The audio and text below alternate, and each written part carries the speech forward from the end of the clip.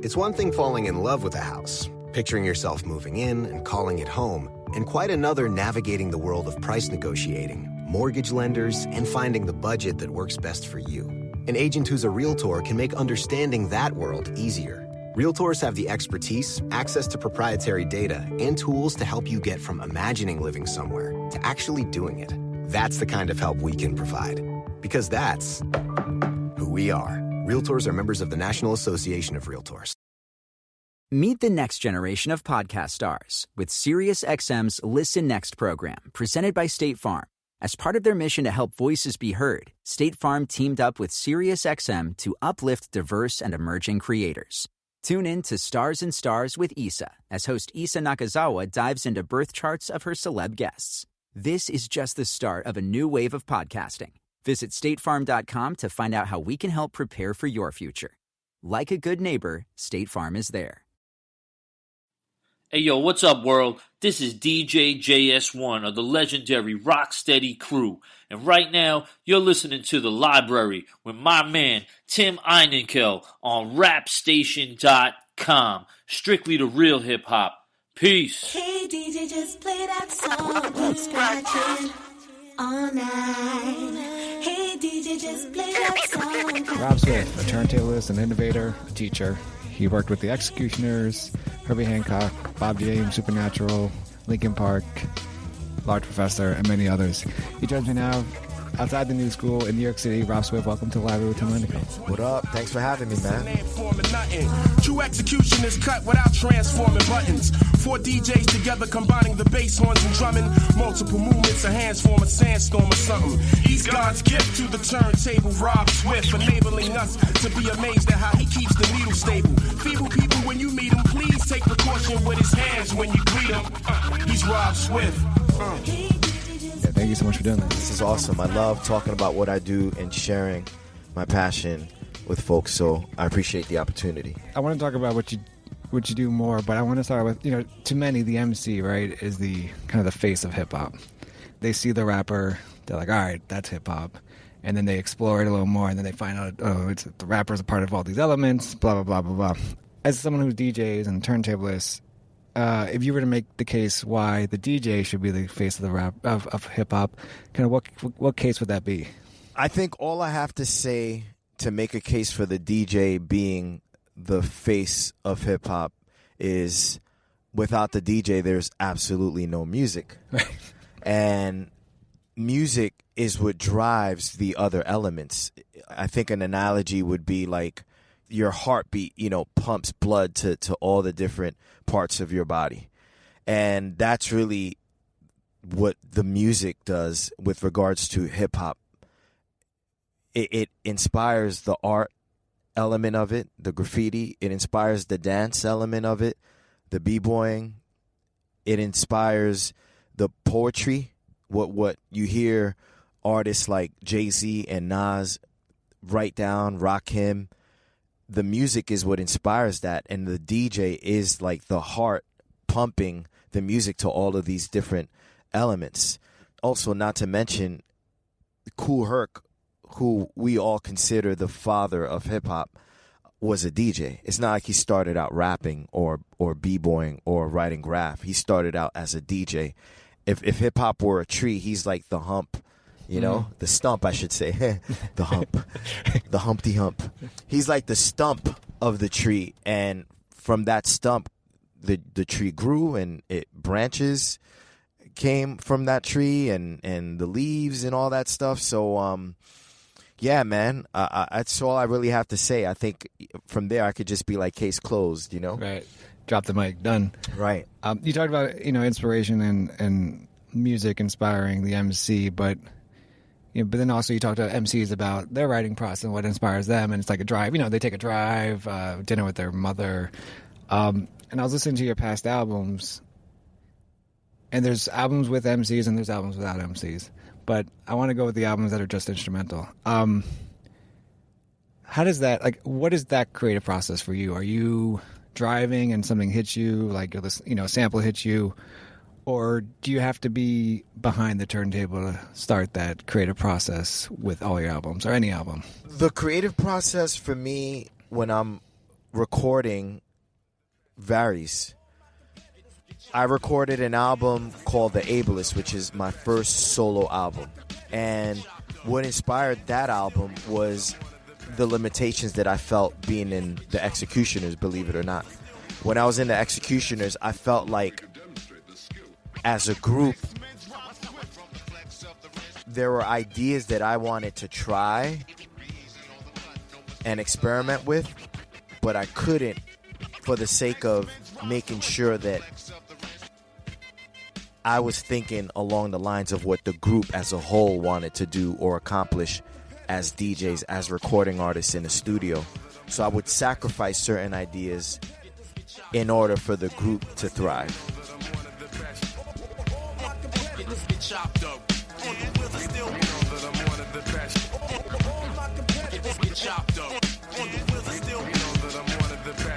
It goes a little something like this.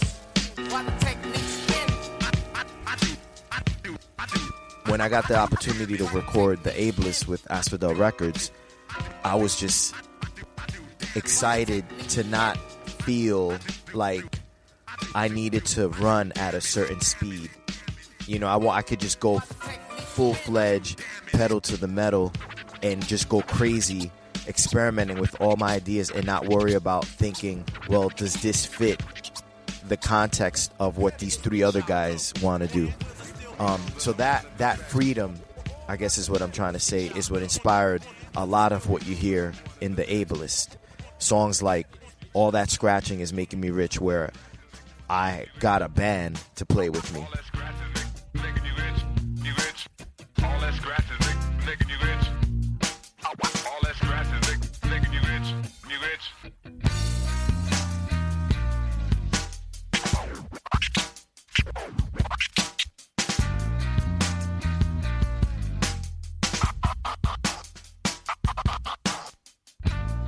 Or songs like Dope on Plastic, where, like, you know, I'm taking these like samples and random sound bites from records and just kind of boasting about myself.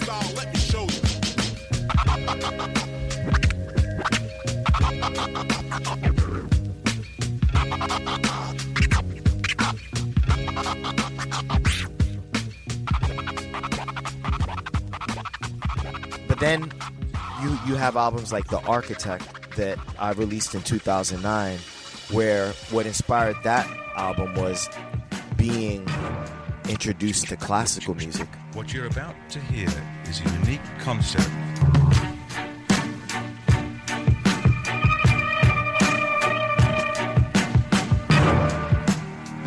Of interactive symphonic music.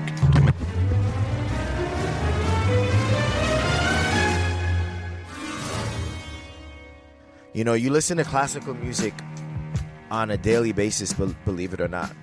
You know, you could be watching a movie and there might be like some kind of classical inspired music playing in the background of a certain scene. Or you could be in the elevator of Macy's and hear like classical music in the background. But and that was me, kind of like around it, but not really receiving it, not being in that frequency to really appreciate what classical music was. And when I was finally turned on to it and started studying composers like Beethoven, Chopin, Mozart, I realized that although I'm using a different instrument in the turntable, what they were doing as composers, even though I wasn't hearing scratches or anything like that being performed, was moving me and made an impression on me. And when I started working on The Architect, subconsciously I started arranging my songs in movements the way composers do. And by the middle of the making of the album, I remember listening back and thinking, whoa, like all this music that I've been listening to now is influencing how I record my scratches and conceptually how I'm putting songs together.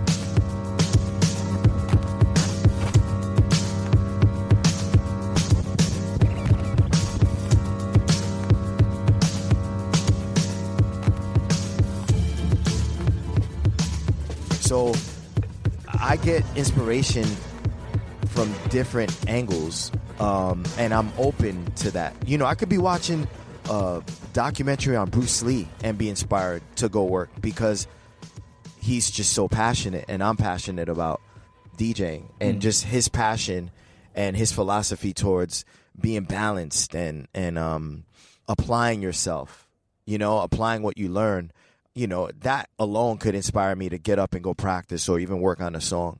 So I open myself to all things when it comes to being creative. You touched on a few things there, and you talked about moods and creating moods with what you do. For you, when you do create a beat or an album, is it more about creating the mood for the listener or for yourself, or is there a concept behind it or a message that you're trying to convey? That's a great question. I think looking back at all my albums, there's always some sort of message or theme that drives the music within that album. The Ableist was about me having freedom, and that was the theme behind that album. My second album, Sound Event,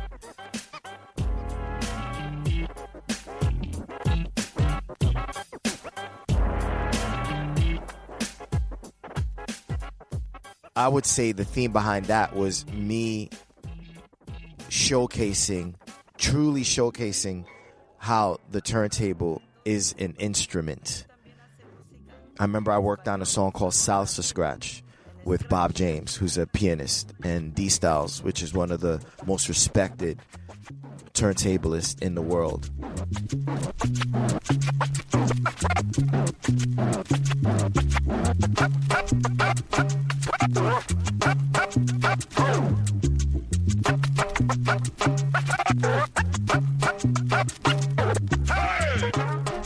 And it's like me paying homage to my heritage as a Spanish American, and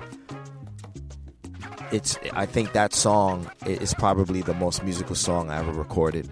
Everything I did was via scratches, and I had, one of the most legendary pianists on the song in Bob James.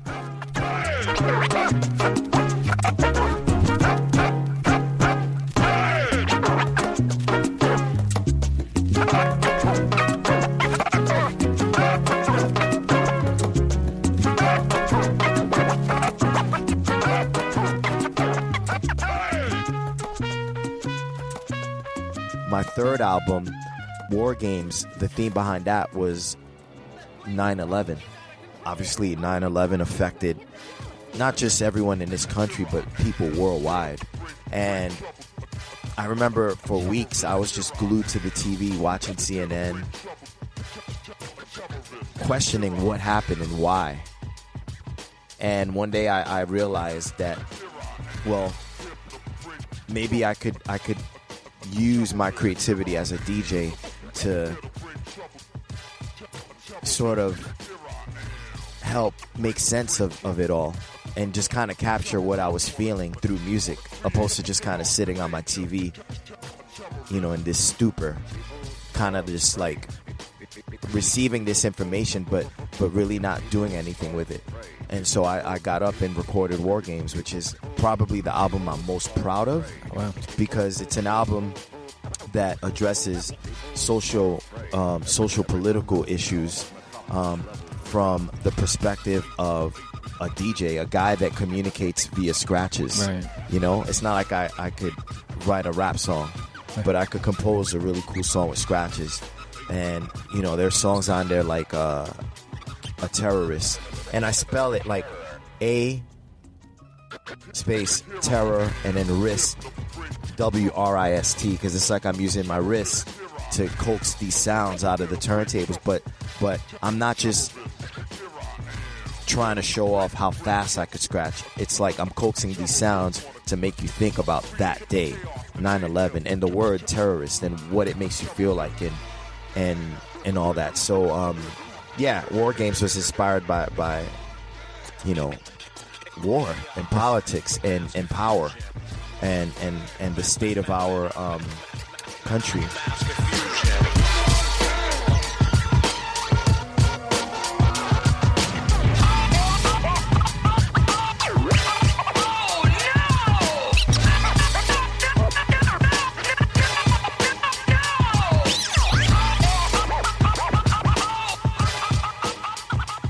And then after War Games, I dropped The Architect, and The Architect was inspired by classical music.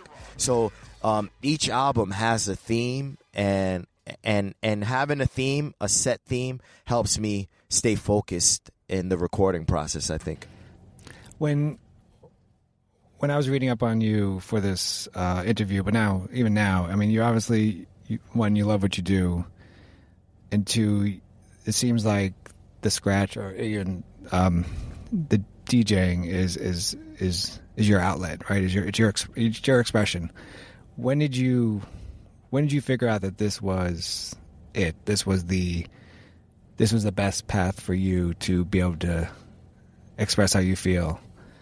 And how did you know? I mean, how did you know when you did? I don't know if I really knew.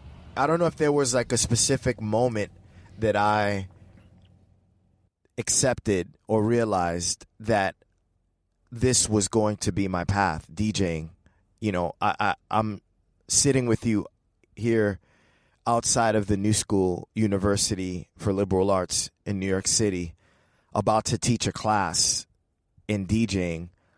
And I don't think there was ever a moment where I thought, wow, I could do this as an adult and be self-sufficient off it and support myself. I don't necessarily think that there was a day or a moment where I told myself, this is what I'm going to do. This is how I'm going to pay my mortgage. This is how I'm going to pay my car note. I just kind of each day made the most of every opportunity that was afforded to me and witnessed how those opportunities then led me to other opportunities and just kind of rode the stream. You know what I mean? I'm really fortunate. I'm trying to figure out a good way to answer that question, because a part of me feels like lucky, to be honest with you, and fortunate, because it's not like I'm necessarily better than anyone else or more talented than anyone else. I think it really boils down to when I was 12, when I started DJing, through now in adulthood. I think I always just trusted that this is what I should be doing. And having 100% faith in what I do, and believing that opportunities would come from practicing hard, or you know, deciding to not go to college for a semester in order to tour with Akinelli, and realizing within myself that school's always going to be there. DJing is who you really are at heart. Follow that. I think all those decisions that I made throughout my life as this DJ just led to other opportunities that finally brought me here to the New School, for example. You know what I'm saying? So it's like, I would say it was just a bunch of little signs, little winks from the universe, so to speak, that I kept receiving, and then kind of thinking, all right, this is confirmation for me that I'm on the right path. Let's just keep going down this road. You're okay. You know what I mean? Right. And like you said, you were outside the New School, and you're about to go teach, do a lecture with students. This is the first song I'm going to play, all right? I'm going to try to approach this set as if I were one of you. What I'm going to do is I'm going to do my backspin first. Instead of doing the backspin in the middle of the set, where it might get confusing and complicated, I'm going to get that out of the way. Whether you're using vinyl or Serato, this applies to you. I want to backspin this part. Check it out. Check it out. And I want the marks to be, let's say I want the marks to be to the needle. So 2 o'clock. When did that happen? When did you know that? So I'm going to cue this. Part of your goal, your mission, purpose was to teach the art of DJing to not just your colleagues, but also to future generations. In, I forget the exact year. It was the late 90s. I want to say 1997-ish. I had a show with the X-ecutioners here in New York City. After I got off stage, this lady approaches me and introduces herself as this teacher at a high school in Queens, not far from where I lived at the time. And she was like, man, would you be interested in teaching my students how to DJ? And I remember thinking, wow, that's crazy. Like, me teach a DJ class at a high school? Like, it was just something that at the time wasn't happening. People weren't teaching classes in DJing at schools.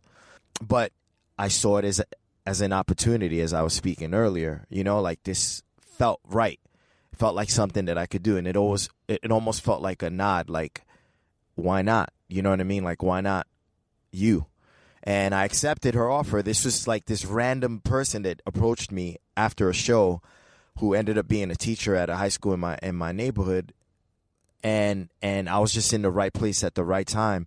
And then the experience of teaching these 16, 17-year-old kids how to DJ. I remember I brought my equipment over to the school, and we'd just lock it up in a storage room after class was over. And then we, whenever class was scheduled, I'd show up early, unlock the storage room, take my equipment out, set it up, and it was just one station. And all the kids had to take rotations learning how to scratch and DJ and all the other cool facets of this art.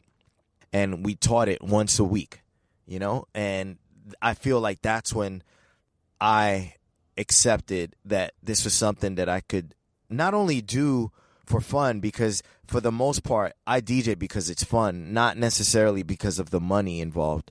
But that being said, it does feel good to know that, like, fast forward to 2016, around pretty much 20 years later, now I'm being paid by a university to teach a course in DJing.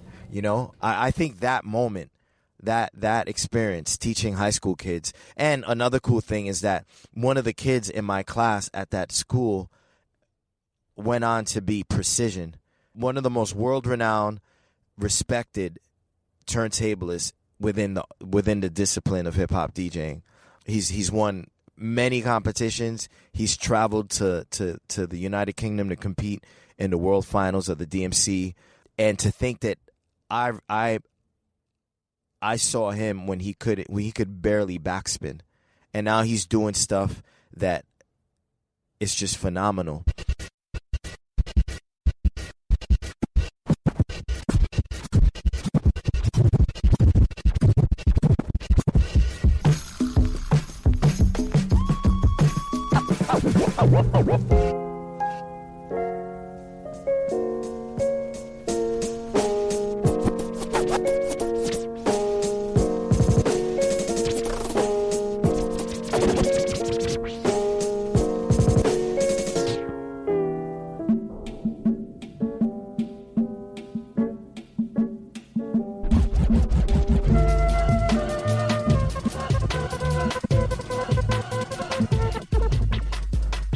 So knowing that that's the kind of impact I had on him, I think inspired me to stay open to the idea of one day teaching on a grander scale, not just at a high school. And thanks to Evan Rapport, who's actually my chair here at the new school, and another colleague of his by the name of Ivan Rakoff, they saw something in me that went beyond just this guy liking the DJ. Right. Like, I think they could tell that, like, even sitting here with you, like, I'm glad I got to talk about what I do, because somewhere in America or throughout the world, someone's listening to this interview and maybe they're on the fence about learning how to DJ, or maybe they're on the fence about pursuing DJing as a career.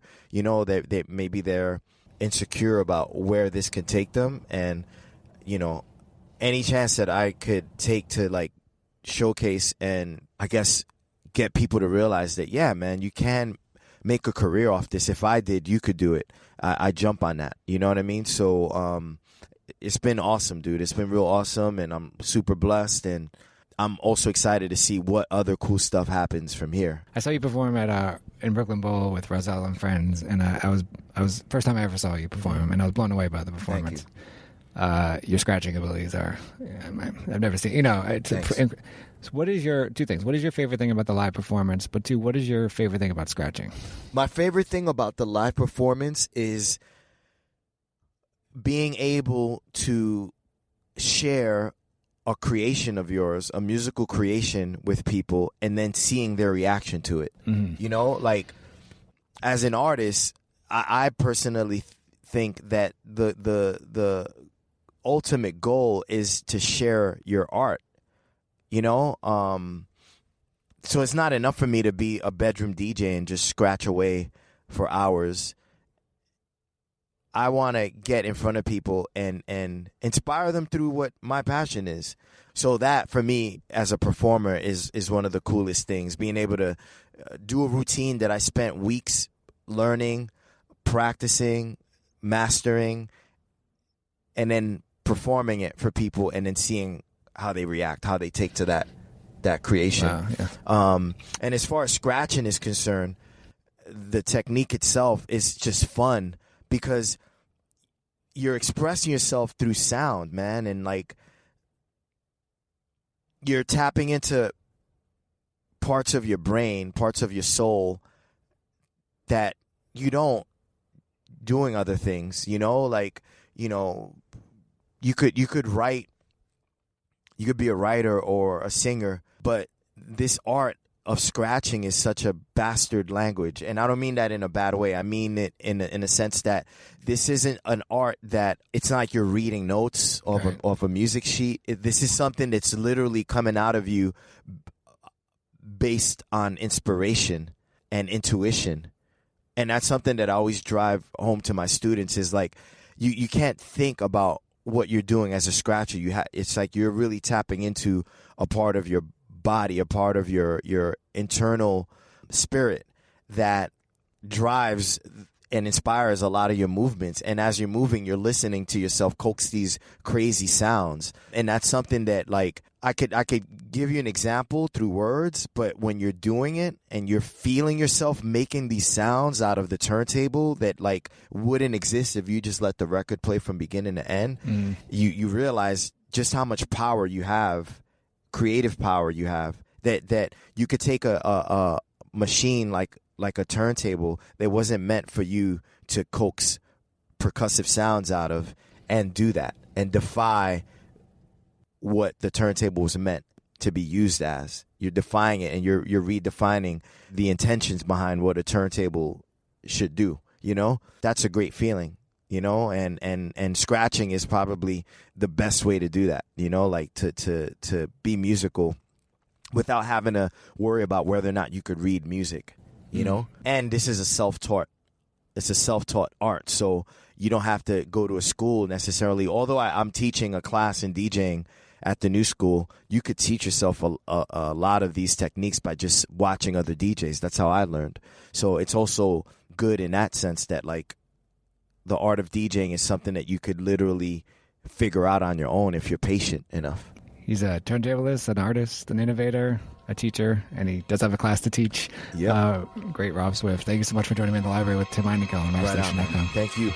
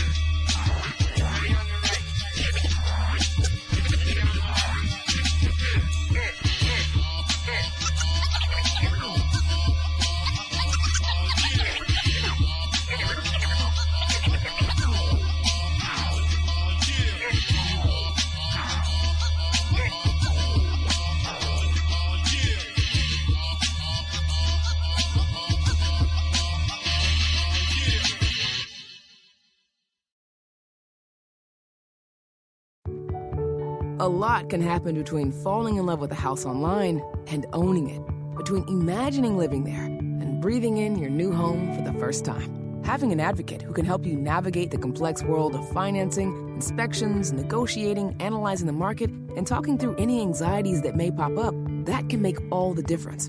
That's what the expertise of a Realtor can do for you. Realtors are members of the National Association of Realtors and bound by a code of ethics, because that's who we are. Meet the next generation of podcast stars with SiriusXM's Listen Next program, presented by State Farm. As part of their mission to help voices be heard, State Farm teamed up with SiriusXM to uplift diverse and emerging creators. Tune in to Stars and Stars with Issa, as host Issa Nakazawa dives into birth charts of her celeb guests. This is just the start of a new wave of podcasting. Visit statefarm.com to find out how we can help prepare for your future. Like a good neighbor, State Farm is there.